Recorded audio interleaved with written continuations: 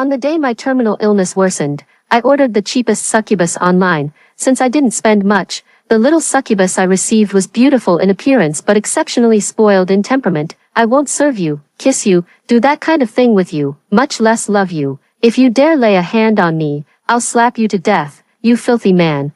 Her words abruptly stopped when she saw my face. She demanded, "You're a woman. Why did you buy me?" I curved my lips into a gentle smile and said softly, "None of that matters. After 24 years as the despised true heiress, I no longer expect anyone to love me." She snorted dismissively, "Don't you know I've been returned and complained about many times? I'm good at abandoning humans." But later, she didn't abandon me. Instead, she worked 3 jobs a day desperately to save me, until the day I died. The little succubus in the box kept struggling while making threats. "I'm fierce. I'll bite off your manhood, chew it up, and swallow it." I slightly pursed my lips, opened the velvet box on the side and took out the key. As soon as the click sound of the lock turning stopped, the metal box lid was immediately pushed open by a pair of pale hands. A girl with delicate features glared at me fiercely. It was clear she was trying to look menacing, but she had a pair of beautiful, almond-shaped eyes with upturned corners that shimmered with moisture. Even her anger seemed like a coquettish pout, making one want to ruffle her fluffy head. When she saw my face clearly, the curses on her lips abruptly stopped. Stammering, I questioned, "Why, you're a woman. What did you buy me for?" I smiled apologetically and said gently, "Sorry, I don't have those 2 ounces of flesh for you to bite off." She immediately retorted with shame and anger, "Even if you're a woman, don't think I'll serve you." I didn't interrupt her, patiently listening to all her rules until she finished, then softly said, "None of that matters." She blinked, momentarily bewildered. "You don't know I've been returned and complained about many times. I'm good at abandoning humans." "Then abandon me." I reached out my hand to her, signaling for her to use my strength to stand up from the box. "Kitty is also very good at abandoning humans. I heard that succubi need their owners to give them a new name. Can I call you Kitty?" What a coincidence. 8 years ago, I also wanted to raise a kitty. Unfortunately, I couldn't win the fight for the cat, and neither could my parents. Now, here stands another talking kitty, alive and well before me. The girl stared at me without moving, her eyes filled with complex emotions. She suddenly turned her head away and said softly, "If I stand up, you might not want me anymore." I didn't withdraw my hand and shook my head, saying, "No, I won't." The girl remained silent for a long moment before hesitantly pushing herself up from the box. She was wearing very light clothing, and her skirt was extremely short. Other than that, there was nothing unusual. Her skin was flawless and fair, her face as delicate as a flower, and her figure beyond reproach. I looked at her in confusion. She lowered her eyes faintly and turned her back to me. My pupils suddenly constricted. "Got it, this little succubus is one with a broken tail." I asked customer service, "Is this succubus the cheapest because she's cold and stubborn?" The customer service rep laughed. "Haha, of course not. This kind of personality is actually a lot of clients' kink. They love buying the stubborn ones. It gives them a thrill of domination and conquest once they're broken in. Dear, this succubus is discounted because she has physical flaws. We've implanted a chip in the succubus' cute little tail. If a reported missing succubus passes through a traffic checkpoint, her tail will beep, and everyone will work together to catch the runaway succubus. This succubus has escaped many times. Last time, after discovering the chip in her tail, she actually cut it off completely just to get away." My fists clenched involuntarily. "Aren't you going to treat her?" They changed her into a pretty little dress, spotlessly clean, yet her tail was dripping with blood, with no signs of any treatment. "Sweetie, isn't a succubus just a high-end inflatable doll? A tool bought at a high price for others to vent their desires has no right to its own freedom. This lesson with her tail should be carved into her bones, so she remembers never to dare escape again." I collapsed backward onto the bed. Outside the window, the distant mountains were a pale blue, and birds chirped, yet the air in the room remained eerily silent. I raised my wrist to cover my eyes, feeling a dull ache in them, perhaps because this succubus was a girl. I found it easier to empathize with her resistance, and thus pitted her stubbornness. I straightened up and walked out of the bedroom, knocking on the bathroom door. "You've been in there for an hour. Soaking for too long isn't good for you." The sound of running water continued inside, but there was no response. I went on, "Don't let your tail get wet. The wound might get infected." After changing clothes, "Take my phone and go to the hospital to see a doctor by yourself. I won't go with you." As if some switch had been flipped, The door slid open abruptly in front of me. The girl looked wary. "You're okay with letting me go out alone? You're not coming?" "Yes, I'm not going." My gaze fell on the object the girl was clutching tightly in her hand. That was probably the sharpest weapon she could find after searching through my bathroom, an eyebrow razor. The girl pursed her lips. "Why don't you go?" I replied nonchalantly. "I don't like the smell of hospitals, actually not. It's because I was born with an immunodeficiency disease. This condition makes my body like a city without walls, where any pathogen can invade unimpeded. A single trip to the hospital would likely lead to endless infections. In my final moments, I always hoped the physical suffering could be lighter, ever lighter. Watching the girl as she walked out the door, she took my phone, glanced back at me with an inscrutable look in her eyes. A smile tugged at the corners of my lips as I reminded her. "Come back early." Her slender figure gradually faded from my view. I stood still for a moment in a daze, then stepped toward the art studio. I picked up a brush, but the pristine canvas remained untouched by any stroke of paint. Suddenly, my nose tingled with a familiar itch that surged like a tide, and I sneezed 3 times in a row. Bent over, I covered my mouth as intermittent coughs escaped through my fingers, each breath laced with pain. Tears welled up in my eyes uncontrollably.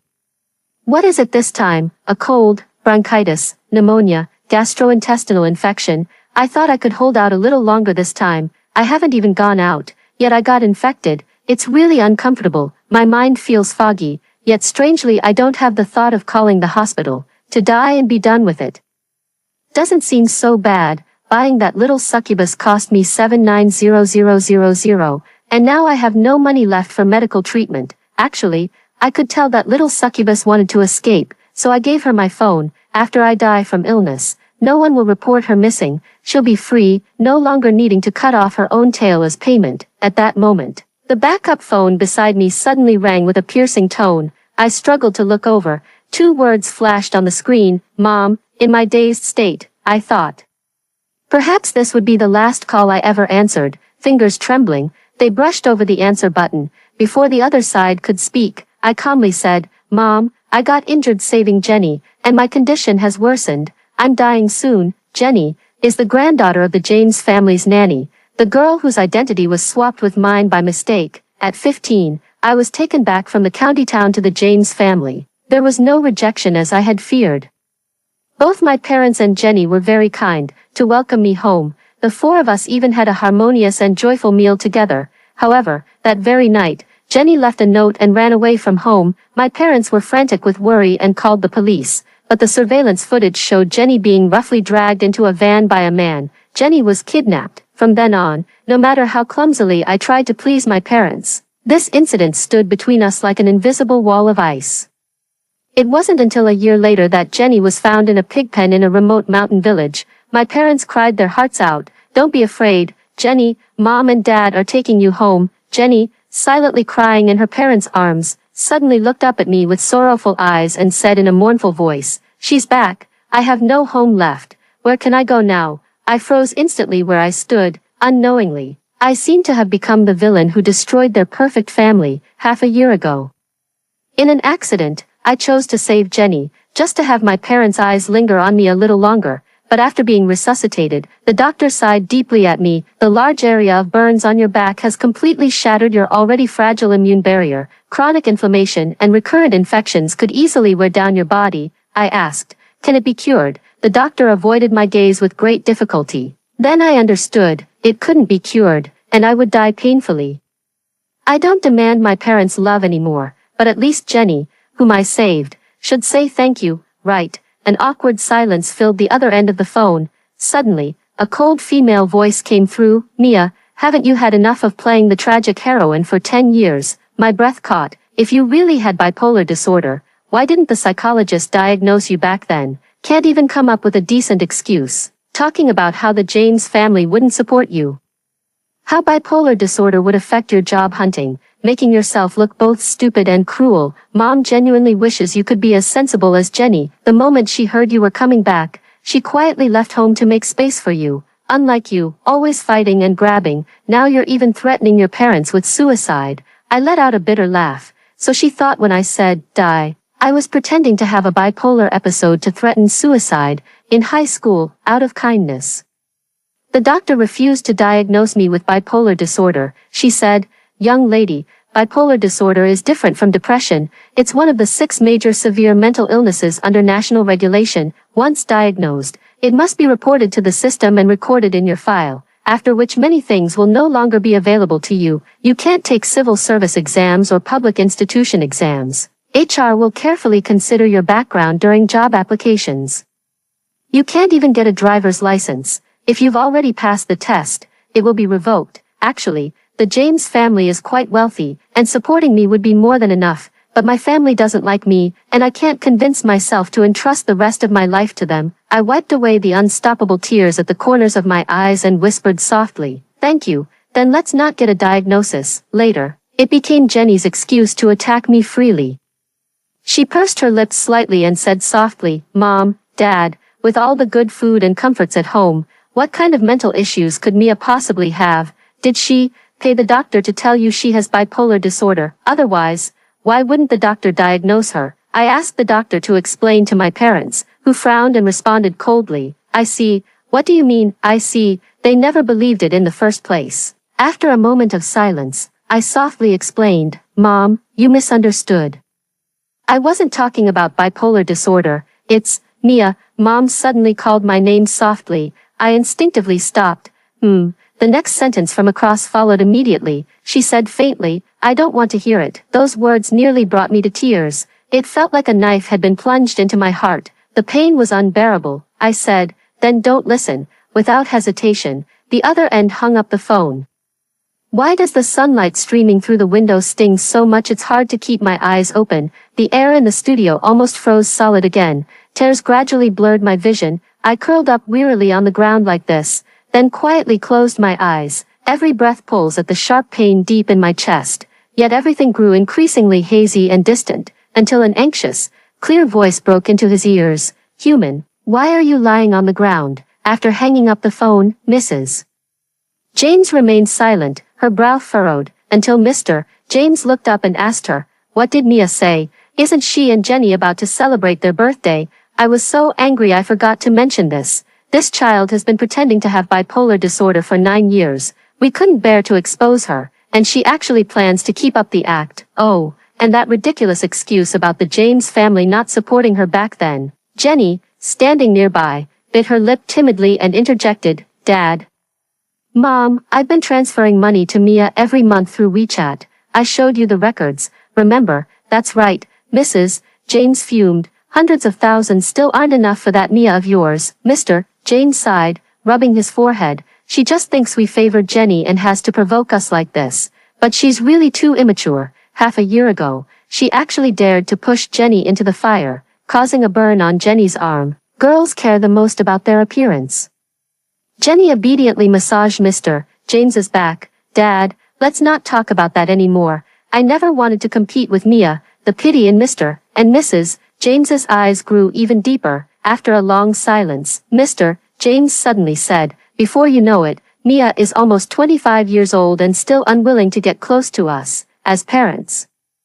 It's not right for us to keep struggling with our child like this all these years." Mr. and Mrs. James looked at each other, their expressions finally softening. "On Mia and Jenny's birthday in July, let's go find her and give her a surprise to cheer her up. It's also time to make her apologize to Jenny." "Jenny, what do you think?" Jenny's nails nearly dug into her flesh as she forced a smile. "Sure." When I opened my eyes again, the sharp scent of disinfectant filled my nose. I tilted my head slightly and saw the little succubus curled up on the chair beside my hospital bed. My throat was dry and hoarse as I asked her, "You didn't abandon me after all?" The girl awkwardly turned her head away, the tips of her ears turning red, yet she still blustered in self-defense. "If I kept running away, I'd get caught again. Having my tail cut off hurts, and there'd be no one to treat it for me anymore. I should just die. Now it's settled. There's not enough money for both of us to get treatment." Ahem. Covering my mouth, I cough lightly and lift the blanket to get out of bed. "Go back. We can't afford this." Before I could finish speaking, the girl pressed me back onto the bed in disbelief. "Are you crazy? If you can afford me, how can you not have money for treatment? Just say it if you don't want to be treated. I don't like hospitals. I've been here too many times." Weary. I lowered my eyelids and stared blankly at the snow-white sheets. After a moment of silence, the girl's muffled voice suddenly spoke up. Fine, I'll serve you when we get back. But let's get one thing straight. I hate people bossing me around. If you want my help, you'll have to say a lot of nice things. I'd straight up smash the bowl in the face of anyone rude. I was slightly taken aback and said softly, actually, you don't have to go out of your way to take care of me, all these years. I've long grown accustomed to taking care of myself. I often suffer from inexplicable respiratory infections and am a frequent visitor to the hospital, registering alone, paying fees, waiting. I know the entire process by heart. But that time, right after registering and turning around, I saw my biological parents and adoptive parents surrounding Jenny, who had a cold, like stars around the moon. She didn't even need to register and went straight to see the doctor. I clutched the thin registration slip tightly in my hand, barely able to catch my breath, because I had to earn even the medical fees myself. Life was so exhausting that I often felt like giving up in anger and ending it all, but the death of an unloved child wouldn't hurt the family in the slightest. Now I'm really about to die. Perhaps this is what they've always wished for. The scenery outside the car window receded at a steady pace. The small town wasn't big to begin with, and it only took a 10-minute drive from the hospital to reach home. After that fire, I moved back to my grandmother's house in the county town. This small suburban self-built house seems to be on a completely different layer from the succubus I bought for $7,900. Human, why do you live in such a poor place? Those who can afford a succubus are either wealthy or noble, making my house appear especially pitiful in comparison. However, I squinted slightly at the girl helping me out of the car. This is the second time. Why do you call me human? It's strange. The girl looked around guiltily and muttered under her breath. I don't want to call you master. I sighed. Kitty, I don't have that kind of expectation. You can just call me by my name, Mia. Kitty froze for a moment, her hand on my arm tightening slightly without a word. With the competitive energy dissipated, my entire being became as calm as a chrysanthemum. Consequently, I no longer felt like taking medicine. I found it too bitter. I'm actually quite afraid of pain and hate taking medicine. I'd rather take 10 tasteless pills than touch a single bitter one. Seeing me like this, Kitty grew anxious. She dashed into the kitchen like a gust of wind and soon returned with a bowl, handing it to me. If you mix it with sugar water, the medicine won't taste as bitter, right? I lowered my gaze, watching the settled white sugar slowly dissolve in the water. Something gently struck my heart, leaving it both sour and tender. Once, my grandmother also forced me to take medicine, gripping my chin and pouring it down my throat. But after she passed away, no one in the world cared whether I took my medicine or not. I shook my head, trying to brush those thoughts away. No need to trouble yourself, Kitty. The effects might be different. I paused. Besides, I'm a bit odd. I hate bitter things, but I don't like overly sweet ones either. The girl before me fell silent for a moment, then suddenly leaned in close. Her breath brushed against my face, and I instinctively tried to pull back, but she firmly pressed a hand on my shoulder. Don't move. Those beautiful eyes stared straight at me, carrying a strange, mesmerizing intensity. This is a succubus's special ability called enchantment. If you keep staring at me, you'll be charmed. Under my stunned gaze, Kitty extended her index finger and gently tapped it against my forehead. A subtle, faint pink glow instantly swirled around her fingertip. Kitty commanded with a cold face, Mia, take your medicine properly. The next second, as if possessed, I inexplicably reached out and took the pill and water she handed me. The bitter pill dissolved in my mouth, strangely turning slightly sweet. As Kitty withdrew her fingertip, that faint pink glow vanished as if it had never appeared. At that moment, the girl's voice suddenly rang out, carrying a hint of barely noticeable awkwardness. Mia, I just formed a 1-minute contract with you. I'll revoke it once you take your medicine. She glared at me, fiercely emphasizing, no human can form a contract with me. I won't be bound to anyone. Don't you dare fantasize. The sunlight from outside the window slanted in, falling on her cheeks, which were flushed with embarrassment. I suddenly couldn't help but laugh out loud. Thank you. Kitty glanced at me, froze for a moment, then quickly lowered her head to fiddle with the hem of her clothes, looking very busy indeed. But I clearly saw the corners of her mouth secretly, swiftly curl upwards for just a moment. Suddenly, she raised her head again, her dark, beautiful eyes fixed unblinkingly on me. By the way, what illness do you have that requires you to take medicine all the time? It's not cancer, is it? It's not the kind of disease that's widely known. I smiled. Just a regular pneumonia flare-up. The girl furrowed her brows and asked me, I don't understand human illnesses, will it get better soon? Perhaps she didn't even realize it herself, but there was a faint trace of hope in her voice. I said, it'll be better soon. She asked with concern, really? I nodded firmly, yes, no, I was lying to her. After that fire, my early death was inevitable. I bought this succubus only because I've walked alone for too long, so before I completely burn out, I gently placed my hand in that of a complete stranger. I longed for her to accompany me for just a little while would be enough, because my illness hasn't healed. The dull ache in my chest in the middle of the night dragged me awake again. I silently propped myself up from the bed, breathing lightly, but at that moment, I suddenly heard an unusual sound coming from the next room. It was like sharp, long nails scraping heavily against the wall, sending shivers down my spine. Leaning against the wall, I groped my way to Kitty's room and pressed the light switch. Click, everything in the room was clearly visible. Kitty was trembling in the corner, shivering with fear. Her fingers had mutated into sharp, elongated claws, deeply embedded in the wall, leaving visible scratches on the surface. I inched closer, crouched down, and gently took her cold hand to examine it carefully.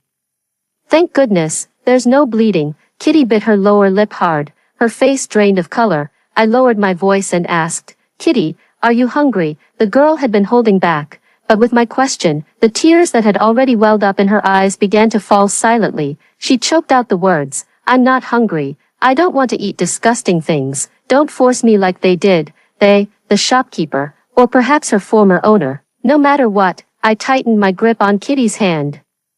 You can't eat normal food, can you? She nodded absently. What's normal food to you smells rotten to me, and tastes utterly revolting. I pondered for a moment, then suddenly thought of something. Then he grabbed Kitty's wrist and said, come on, let's go steal some of your food. Her eyes widened as she struggled. I don't want to eat. Clearly, she misunderstood. So when I pulled her to stand by the greenbelt, she carried a faint aura of death. No need to try. The grass tastes especially foul. Yet I pointed toward the clusters of blooming hawthorn trees not far away, smiling brightly. Go pick some of those flowers yourself, okay? The landscapers have been trimming them lately, so it should be fine if we take a few. Kitty asked weakly, do you really like this flower? Why pick it in the middle of the night? Yet its feet obediently stepped forward. As she walked closer and caught the scent, she turned back to look at me in disbelief.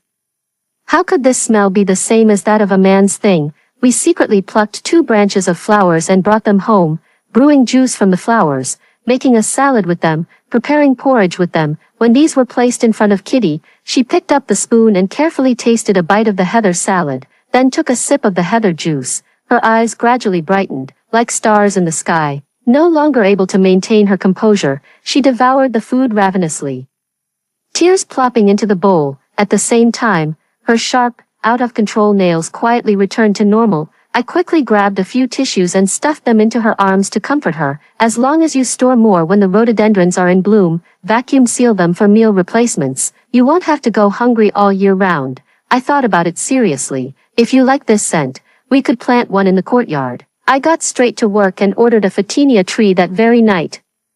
The next day, the photinia tree took root in the yard. Kitty, like a cat intoxicated by catnip, eagerly plucked a flower spike and brought it to her nose, taking a deep breath. Then she let go, allowing the branch to spring back. I smiled as I looked at her. The next second, the girl, light as a sparrow, bounded toward me with uncontainable joy, and then, she hugged me tight. A warm dampness pressed against the crook of my neck. Her body was trembling, and a muffled voice with a heavy nasal tone came through. Mia, you're truly the best person I've ever met. I knew what I did was nothing special. It's like I picked up a stray kitten by the roadside, gave her water, fed her a little ham sausage, and respected her wariness by not forcing to pet her head, so she thought I was the kindest person in the world. At midnight, she would quietly come close at the slightest sound, forming a bond with me to ease my pain. I don't want to let down anyone who treats me well. Kitty's tail treatment sessions must not be interrupted, so I returned to my old profession, painting, but this body is too weak. After a while, I can no longer hold the brush. When I opened the studio door, Kitty, who was leaning against it outside, almost collided with me head-on. I stepped back, rubbing my forehead, and asked helplessly, what's wrong? The beautiful little succubus hesitated, looking at me with unspoken words. Succubi with masters are allowed to go out and work. I paused for a moment. You want to go out and work? Kitty held it in for 2 minutes before finally managing to blurt out a complete sentence. Mia, these days, I've never seen your family, nor have I seen you go out to work. I don't know what your source of income is. I don't want to talk about it. The James family is very wealthy. The James family covers my tuition and living expenses. Why did the James family deposit all my tuition and living expenses into Jenny's card? Jenny always finds various excuses to forget. Sorry Mia, you'd better ask our parents for a card yourself next time. I did ask, but our parents said it was compensation for Jenny being trafficked for a year, so they let her handle the bulk of the living expenses, but Jenny wouldn't give me a single penny. Fortunately, I had some talent in drawing, at first. I desperately squeezed time to sketch simple portraits for others, then took on OC commissions, and later endured grueling deadlines on platforms. Otherwise, I would have died from illness long ago over these many years. Come to think of it, it's no wonder they never knew I've been sick countless times, because I've never spent their money. I held Kitty's wrist and led her into the studio, stopping in front of the easel. The oil painting of blue sunflowers hadn't even taken shape yet. This painting has already been commissioned. Give me some time, and I'll finish it. There was once a true heiress who offered to buy my next painting. Unfortunately, a fire made my already deteriorating body like a train that couldn't turn back, booming toward destruction, so I refused her. But now, before my body is gradually dismantled by illness, I hope to leave Kitty a sum of money. Kitty's face is too beautiful, and she has no academic qualifications to speak of. What if, after I die, she gets lured away by an entertainment company to do group streams? Mia, hey client, do you still want your artwork? Can you pay in advance? I'll definitely finish it before I die. The young lady remained silent, merely sending over 500,000 after typing 3 periods. Deposit. Mia, thanks. Immunodeficiency is no joke. Even a minor bump could cause severe damage to my bones. Every few days, I have to make a trip to the hospital. Supporting me, Kitty asked in confusion. Mia, why are you always sick? I smiled sheepishly. Sorry, the one who bought you is a sickly person. Kitty suddenly let go, turning her head to stare straight at me. Mia, being sick isn't your fault. Why do you keep apologizing? I'm just used to saying sorry. Maybe because I've been taking the blame since I was little. I smiled helplessly. I won't do it next time. In addition to going to the hospital, I also have to visit a psychologist every 2 weeks on a fixed schedule. The money spent each time makes my heart ache. After my diagnosis this time, I was entered into the system within just a few workdays. I don't really care about that. I'm not going to live much longer anyway, so why bother thinking about work or civil service exams? That blue-tinged sunflower painting is almost finished. I set down my brush and examine it carefully. The canvas is large, with layers of rich, heavy colors piled upon the hillside, yet all the blooming sunflowers have lost their radiant petals. Only dark seeds remain, interwoven with jade-green leaves and stems, the brushstrokes conveying a fragile, oppressive weight. This painting is indeed worth the price Judy offered me. Suddenly, the sharp honk of a car horn came from outside the courtyard. I strolled to the window and looked down curiously, the satisfied smile on my face instantly freezing. It was my parents and Jenny, just outside the door. They kept saying they came to celebrate my birthday. They were holding an exquisite box, probably a cake. I subtly shook my head at Kitty by the door without changing my expression. Don't open it. I thought it was over. But in the afternoon, they somehow found a ladder and climbed in. Jenny huddled behind our parents, her eyes red and swollen, crying pitifully. Big sister, you can keep me out if you want, but locking our parents outside isn't right, is it? If you have a problem, take it out on me. My voice was as flat as water. Fine, get out then. Mom's originally gentle and smiling expression instantly darkened. Mia, we drove for hours to this remote county town just so we wouldn't miss your birthday. Don't be ungrateful. Today is both of your birthdays, and your father and I won't abandon either of our children. I lightly shifted my gaze to the ladder outside the courtyard gate, finding it somewhat amusing. What madness possessed them to suddenly show me a bit of concern? But I don't need it anymore. During the college entrance exams, I was admitted to the Central Academy of Fine Arts as the top scorer. My parents' faces showed a rare hint of a smile toward me. I heard many famous people have had bipolar disorder. Newton, Beethoven, Van Gogh, they all had this illness. Mia, you've got the genius disease. I paused. lowered my eyelashes, and whispered softly, "Having this illness is very painful. Every time the manic episodes get severe, my sense of pain numbs, and I can't even feel hunger. That's why I would stay up for days and nights, painting non-stop until my fingers cramped. At that time, I actually hoped they would empathize with me and say something comforting, because when Jenny cried out in pain, they would practically want to hold her in their arms and comfort her for ages. Unfortunately, my parents just responded with a bland, 'Oh, indeed. You have to be mentally unstable to pursue art.' That faint bitterness. How could I ever forget? Just the thought of it makes my nose sting. I didn't want to engage in meaningless arguments with them, so I pressed down the restless kitty and said calmly, 'After eating the cake you brought, you should leave.' But I never expected that in the brief moment I took to swallow my medicine, a startled cry from Jenny would come from the direction of the studio. A sense of foreboding surged within me. I rushed to the door, and what I saw and heard made my mind explode with a boom. The cream had smeared onto the painting I had spent 1 month and 9 days creating, turning into messy stains. Jenny's innocent face was filled with guilt. She bit her lower lip lightly and said, "I'm sorry, sis, I didn't mean to. It's all because I'm so clumsy." Without time to think, I snapped, "Stop moving." But Jenny seemed not to hear my warning and timidly picked up a nearby tissue to fix the situation.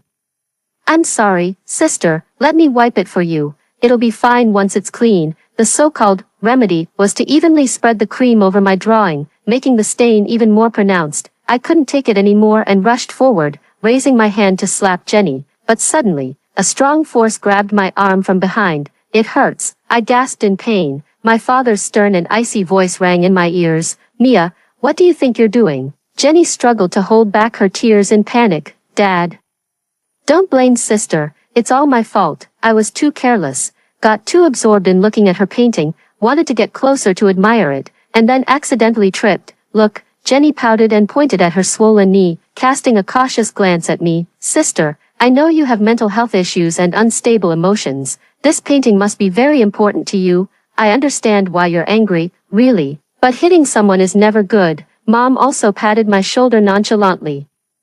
"Jenny has already apologized and even fell down. It's not a big deal, just forgive her. You can always draw the picture again. There's no rush." It felt like all the strength had been drained from my body. Everything before my eyes was blurry, and a loud buzzing filled my ears. "They don't understand anything. I don't have time to draw it all over again." Suddenly, without any warning, smack, a vicious slap resounded. Jenny threw herself into her mother's arms, pitifully showing her red and swollen cheek. "Mom, I'm not in pain. Sister should be satisfied now that she had her little beast slap me." Mom heartbrokenly cupped Jenny's face, then turned her sharp, knife-like gaze toward me. "Mia, after half a year apart, how are you still such an inconsiderate lunatic? When will you ever learn to coexist peacefully and show respect? Hurry up and apologize to Jenny." I curled the corner of my lips. "Apologize?" I raised my eyes, meeting my mother's disappointed and reproachful gaze with calm composure, enunciating each word with crystal clarity.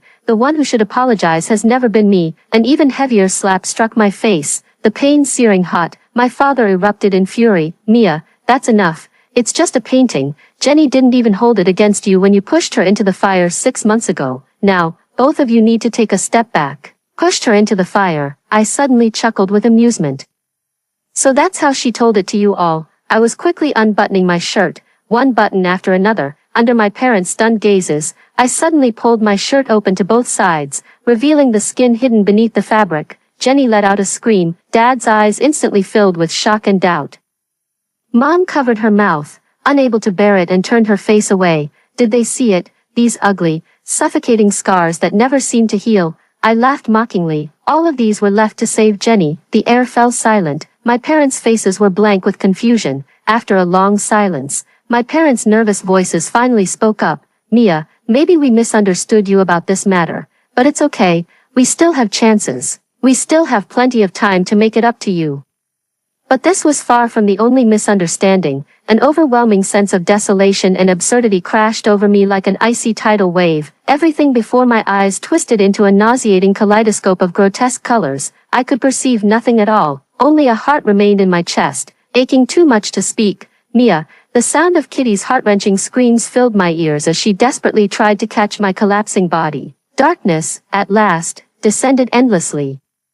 I locked myself in the room, turning the key, curled up on the cold floor. My body trembled uncontrollably. Overwhelming despair and self-loathing swallowed me whole like quicksand. I bit my lip hard and lowered my gaze, the skin at my wrist magnified endlessly before my eyes, the pulse throbbing as if right beside my ear, as if possessed. I picked up the nail clippers and slowly snipped the artery at my wrist. The cold metal touch of the clippers pressed against my skin, like a numb machine. I did it once, then again. The pain was indistinct, with only a wondrous sense of pleasure and relief spreading through me. I stared blankly as bright red beads of blood seeped out, meandering down the floor. It wasn't until Kitty outside the window pried it open, leaped inside, and forcefully snatched the nail clippers from my hand, but I had already spiraled into emotional collapse. Get out, get the hell out. I jerked my head up and hurled every vile, venomous curse I could think of at Kitty.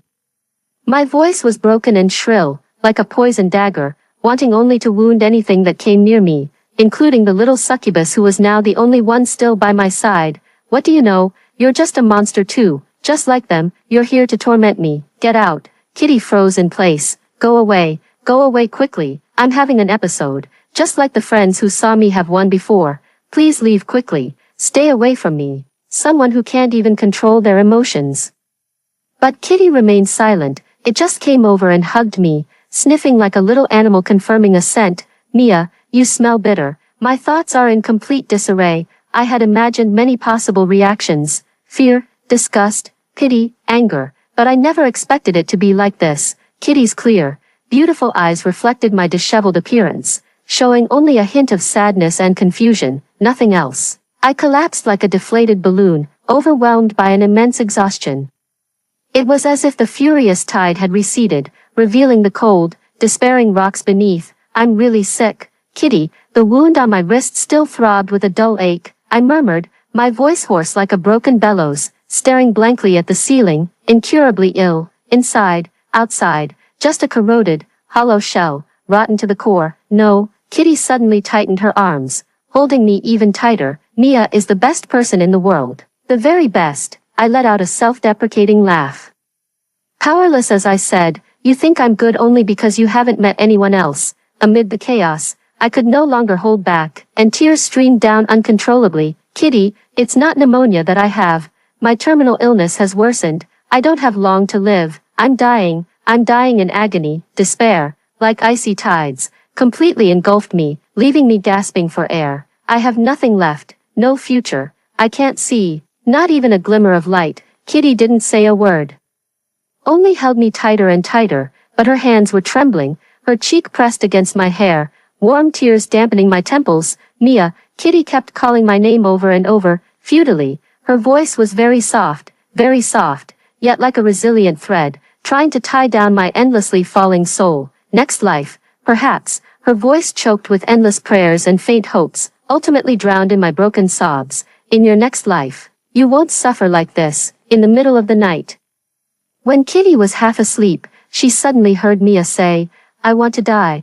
Kitty was instantly jolted awake, her heart nearly stopping, but when she turned her head, Mia smiled with crescent eyes and said, just kidding, I'll fight tooth and nail to keep living, not knowing when death may come, then live with all one's might. At first, Kitty was terrified, fearing Mia might commit suicide. She was well aware that Mia was enduring inhuman torment, both mentally and physically. For many days in a row, Mia's thoughts spiraled into a frenzied, uncontrollable state, but, just this once, she wanted to be selfish. Thus, Kitty worked 3 jobs a day outside, non-stop. She knew Mia's body could no longer handle painting, so she would earn money to support Mia instead. That day, Kitty received her weekly wages. She was walking home happily. Then she was stopped by a roadside fortune teller charging $10. After some conversation, the fortune teller slapped his thigh and exclaimed, that's your owner's parents bringing bad luck to your owner. Come by some charms to curse them. Kitty obediently made the purchase, then brought it home and handed it to Mia. She excitedly spun around in front of Mia. The treatment had long ended, and her tail was gradually recovering, getting better. Now it's almost completely healed, Kitty said with conviction. Mia, I'm almost done. And so are you. Mia's gaze was gentle.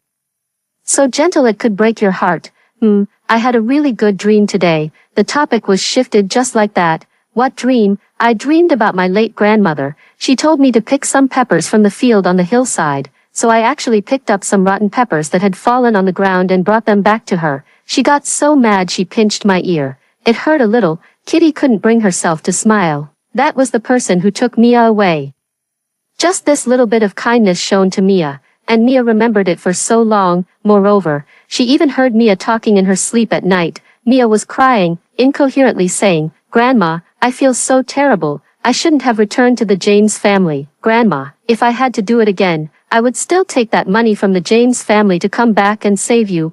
Why, even after paying, you still weren't saved." Mia seems to be getting better. She often found amusement in it, even learning to take her medicine on her own initiative, until Mia's condition suddenly worsened, reaching the point where she couldn't leave her bed. The seemingly flawless mirror shattered abruptly before Kitty. Mia's physical decline had been ongoing for many years. Death was an expected outcome. She was like a green leaf on a branch showing early signs of decline. Turning yellow, perhaps she remained temporarily verdant, not continuing to wither, but in the end, she would fall with a resolute gesture. But Kitty had seen the verdant green of that withered leaf, and witnessed her vibrant liveliness in conversation. How could Kitty accept this? When returning from buying food, Kitty overheard the conversation outside the door. It must have been the patron of that blue sunflower painting. Mia said, "I'm completely irresponsible. I bought Kitty but can't accompany her for the rest of her long life."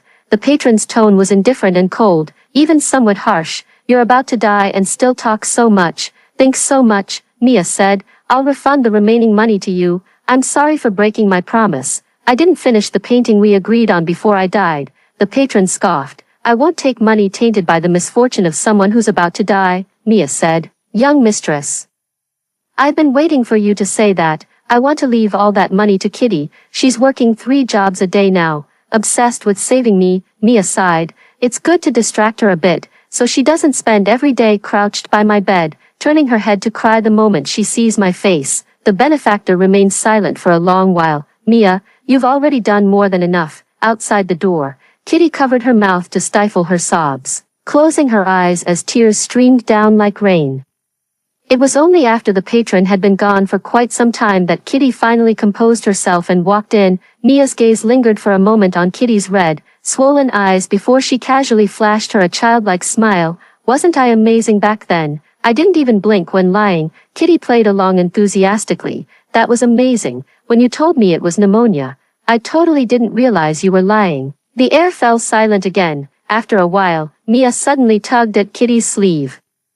Kitty turned her head. Mia gazed absent-mindedly at the distant mountains outside the window. She spoke slowly. "I used to think, death is just death. I had nothing to begin with. I came naked into this world, and returning naked in the blink of an eye seemed like nothing much." Mia smiled. "But now, I actually feel a bit regretful." Kitty's tears instantly welled up in her eyes again. Mia simply gazed at her with gentleness, silence, and serenity. Softly, she said, "Thank you for accompanying me in this lifetime." As if sensing something, Kitty urgently crouched down, her eyes fixed intently on Mia. "You might be willing to leave me behind, but what about your parents? What about Jenny? After all they've done to you, haven't you sought revenge?"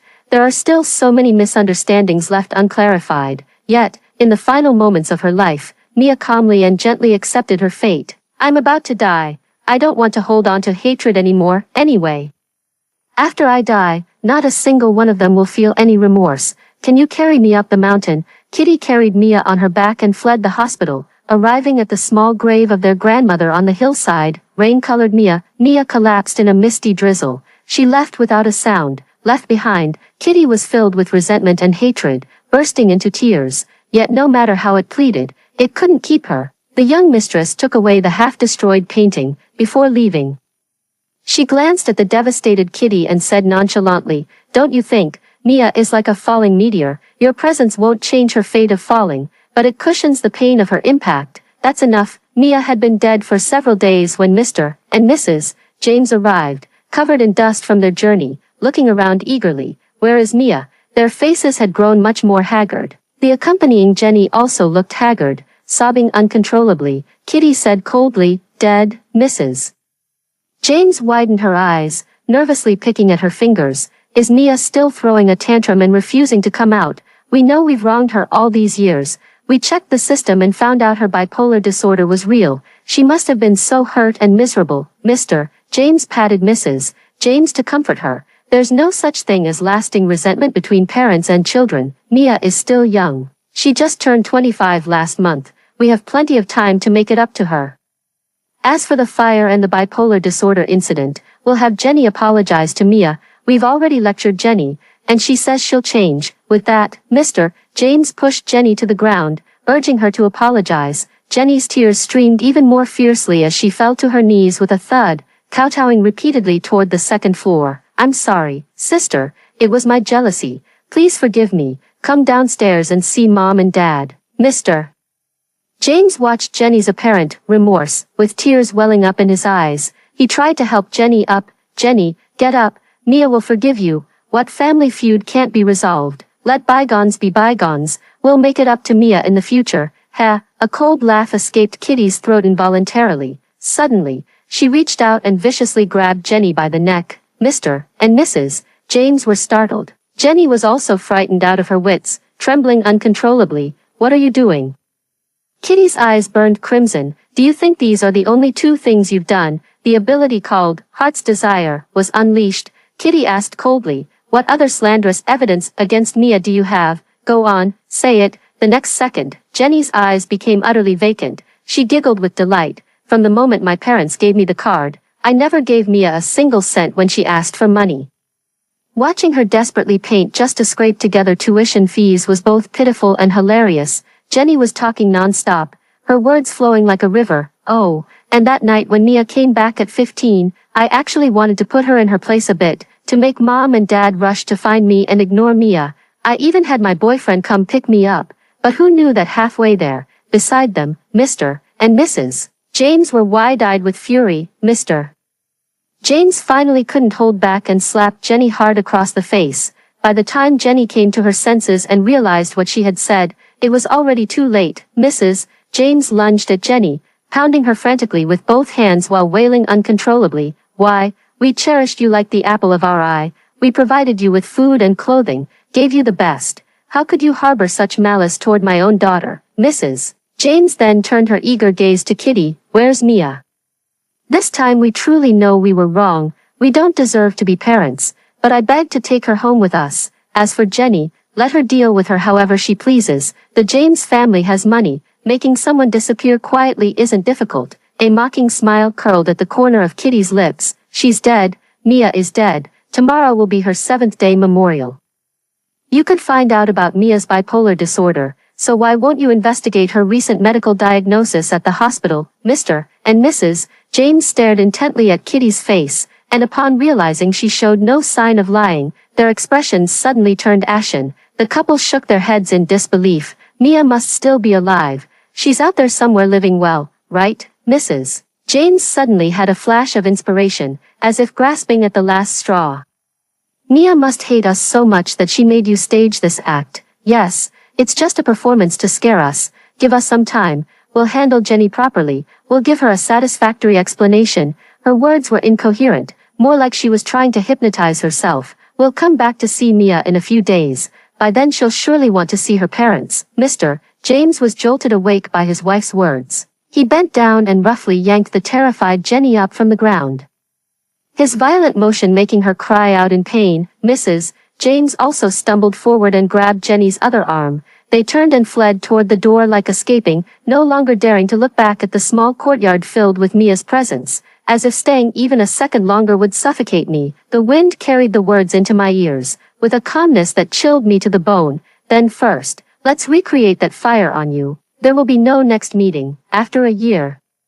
Kitty heard the news that Jenny had disappeared overseas. At that time, she was walking aimlessly on the road. A shop was playing a lingering, sorrowful song. Let this heavy rain drench me thoroughly, soak every lie through and through, taking away all I possess, including my flesh and blood. I bear all of this, adhering to the flood and fierce beasts. I don't want a future without you. The last memory was taken away. My unwillingness lets you understand. You once bestowed tenderness, granting me both the abyss and salvation, held my hand tightly, and promised to stay till the end. Why does none of it matter now? Kitty stood there in a daze, her face once again unconsciously streaked with tears. A girl answering a call skipped past Kitty. She lifted her head with pride and arrogance. My owner is a girl, and she treats me very well. She says she's raising me like a little sister. So she was also a succubus. Yes, in this world.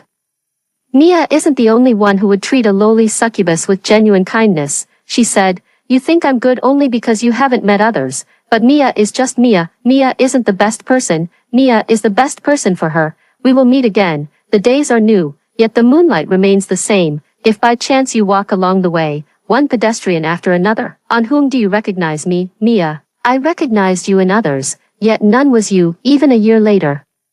Mia's death still lingered like a fingernail-sized ache, hidden deep in Kitty's marrow. The pain when it strikes is unforgettable. The less Mia fought, the more resentful Kitty became. Suddenly, Kitty seemed to understand something, and her steps grew lighter and quicker. With such brisk steps, she used her sharp claws to end the fragile lives of Mr. and Mrs. James. Then close your eyes and fall into the end of a beautiful dream. Extra, falling into the end of a beautiful dream. When Kitty woke again, she found herself reborn as a kitten, so cold, and my tail hurts so much, even as a cat. Can I not escape the fate of a broken tail? At that very moment, a girl's crisp and lively laughter suddenly rang in the ears. Mom, it's a kitten. The laughter stopped abruptly. The kitten's tail is broken. How pitiful. It must be in so much pain. A gentle female voice spoke. It's a poor little kitty. All right, since Mia picked it up, she must take good care of it and be responsible for it for a lifetime. Okay, Mia will draw pictures to raise the kitty. The little girl squatted down and murmured, Kitty, wait a little longer. Mommy is calling Daddy to bring a cardboard box. Is that you, Mia? This lifetime, you're finally doing well. Kitty couldn't open her eyes, but she mustered all her strength to slightly lean forward. The warm, melting sunlight immediately spilled over her body. Today is a warm, beautiful day. After hearing the story above, what are your thoughts? Feel free to share your opinions in the comments section. Looking forward to hearing from you. If you liked this story, don't forget to like it, share it, and subscribe to my channel. See you next time.